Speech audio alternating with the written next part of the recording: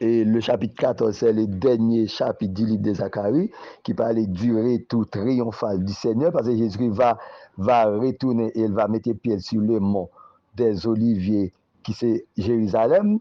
Le mont des Oliviers qui se situe en face de Jérusalem, aux 80 km de la ville de Jérusalem.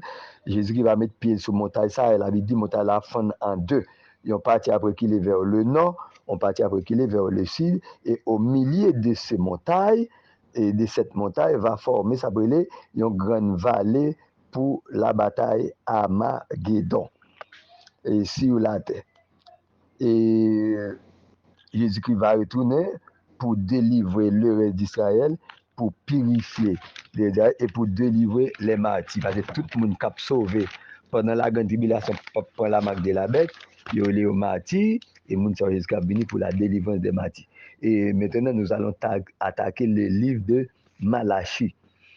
Et Malachie, auteur, c'est bien le prophète Malachie, le dernier prophète de l'Ancien Testament. Et le dernier prophète, mettez accent sur ça. Malachie, c'était le dernier prophète de l'Ancien Testament, auteur du dernier livre prophétique, et Malachie fait partie du prophète mineur. Et thème livre ça, c'est procès du formalisme. Procès du formalisme. Formalisme. OK? Donc, on s'appelle les formalistes. Et il y a des formalistes même à travers l'Église. Moun qui apprend pour eux, c'est chrétien et qui pas chrétien. Moun qui apprend pour eux, c'est tel bagaille et au passage, il y a des formalistes. Et procès des formalistes. Moun qui prend forme prophète, qui c'est du prophète, qui ne sont pas des prophètes, ce sont des formalistes et qui va recevoir le jugement. Et date rédaction du livre Malachie, c'est 5e siècle avant Jésus-Christ. 5e siècle avant Jésus-Christ, livre ça, lit écrit. La signification du nom de Malachie, le nom de Malachie signifie mon messager. Zacharie, c'est le messager envoyé de Dieu. Mon message, c'est la signification du nom de Malachie. Le livre Malachie, il y a 3 chapitres, il y a 55 versets là-dedans. Et Malachie, c'est le dernier livre Ancien Testament. Et Malachie, il est prophétisé sur le ministère de Jean-Baptiste. Puisque Malachie, c'est le dernier prophète de l'Ancien Testament qui a écrit, et Jean-Baptiste n'est pas écrit. Mais Jean-Baptiste, on dit que Jean-Baptiste, c'est le dernier prophète. Mais Malachie a parlé de Jean-Baptiste. Jean-Baptiste est... Oui, Malachie a parlé du ministère de Jean-Baptiste en rapport avec le Nouveau Testament. Jean-Baptiste prêchait sur la... Malachie prêchait sur la corruption familiale. C'était le message de Malachie, la corruption familiale, sur la cupidité, sur les offrandes, en disant donner à Dieu ce qui lui revient. Malachie 3, verset 10. Les livres de Zacharie aussi, les livres de Malachie, ils divisés en 6 sections. En 6 sections, le livre Malachie a divisé. Première section, mais première grande division, c'est inconscience d'Israël devant l'amour de Dieu. Chapitre 1er, verset 1er au verset 5. Deuxièmement, protestation des sacrificateurs accusés d'avoir méprisé le nom de l'Éternel. Je reprends pour vous. Deuxième grande division, protestation des sacrificateurs accusés accusé d'avoir méprisé le nom de l'Éternel. Chapitre 1er, verset 6 au chapitre 2, verset 9. Troisième grande division, péché d'Israël commis les uns contre les autres. Et dans le cadre familial, chapitre 2, verset 10 à verset 17. Troisième grande division, péché d'Israël commis les uns contre les autres et dans le cadre familial, chapitre 2, verset 10 à 17. Quatrième grande division, prophétie sur Jean-Baptiste, Malachi a parlé du prophète Jean-Baptiste, prophétie sur Jean-Baptiste, le précurseur, chapitre 3, verset 1 à 6. Jean-Baptiste est appelé le précurseur, celui qui a préparé le chemin pour le Christ. L'avant-garde, le sentinelle, chapitre 3, verset 1 à 6.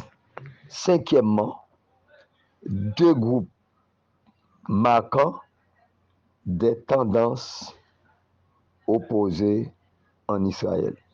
Je reprends. Deux groupes marquant des tendances opposées en Israël. Chapitre 3, verset 7. Chapitre 3, verset 7 à verset 18.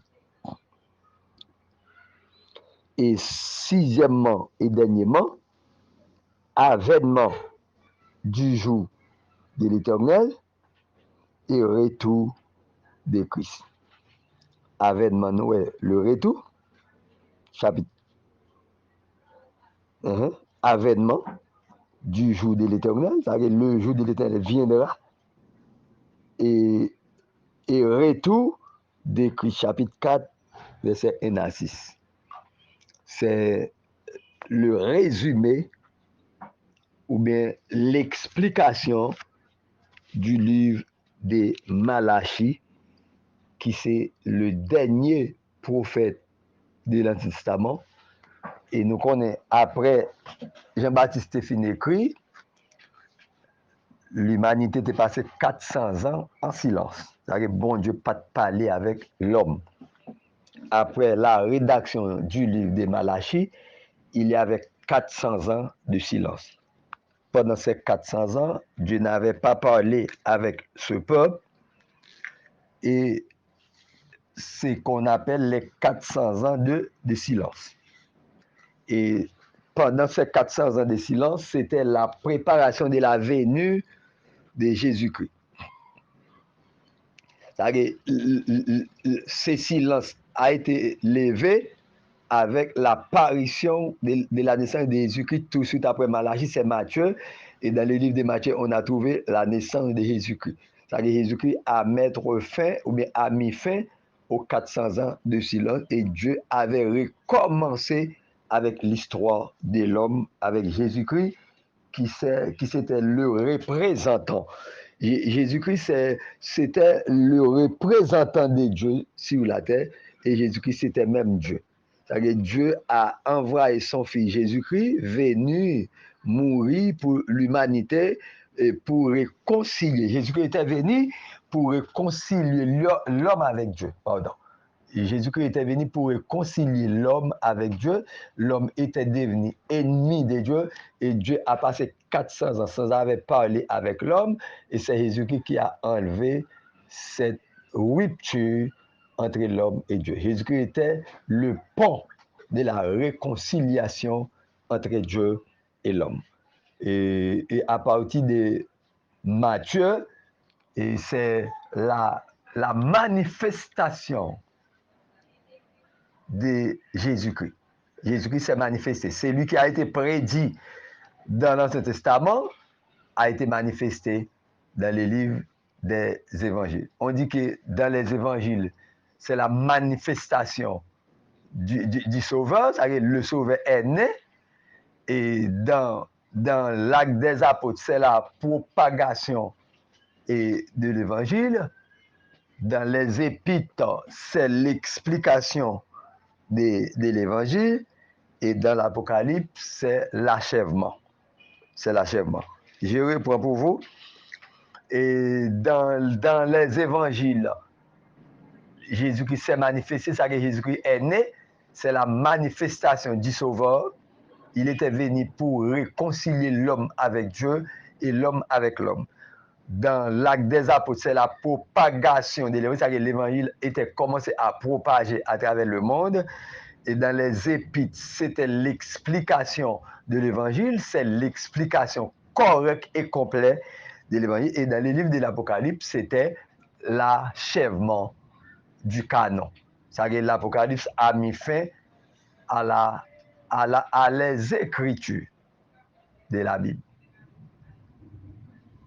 Apocalypse fait partie du Nouveau Testament, 39 livres dans l'Ancien Testament, 27 livres dans le Nouveau Testament, ça fait 66 livres de la Bible. Et maintenant, nous avions terminé avec le survol de l'Ancien Testament.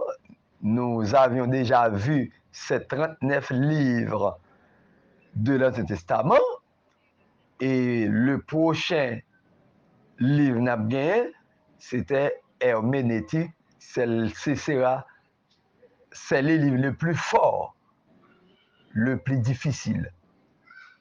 C'est Herméneutique qui c'est la science de l'interprétation de la parole de Dieu. C'est-à-dire que les étudiants commenceront bientôt à interpréter la Bible, à déchiffrer la Bible et à prêcher aussi selon les contextes bibliques. Herméneutique, c'est la science de l'interprétation et qui va déboucher aussi sur homilétique. Homilétique, c'est la science de la prédication. Nous aurons à voir avec moi bientôt les deux sciences herméneutique et homilétique. Herméneutique, c'est la science de l'interprétation. Homilétique, c'est une partie de la théologie qui s'occupe de la prédication. OK? C'est bien ces études que nous avions aujourd'hui. Et aujourd'hui, nous allons passer plus de temps, presque 30 minutes. Il y a une première leçon 15 minutes et une deuxième leçon qui presque arrivée dans 15 minutes. Et mettez-vous prêts et la semaine prochaine, ce sera l'introduction du livre herméneutique. Livre herméneutique, là, il y a un monde qui gagne déjà. Et dans la capitale, il y a 2 ou 3 personnes qui gagnent. Et Igwe, peut-être qu'il y a 2 ou 3 personnes qui gagnent. Igwe. C'est-à-dire que nous allons gagner le livre ça, herméneutique, c'est bien le numéro 1. Nous allons commencer avec introduction, peut-être samedi prochain. C'était tout pour aujourd'hui.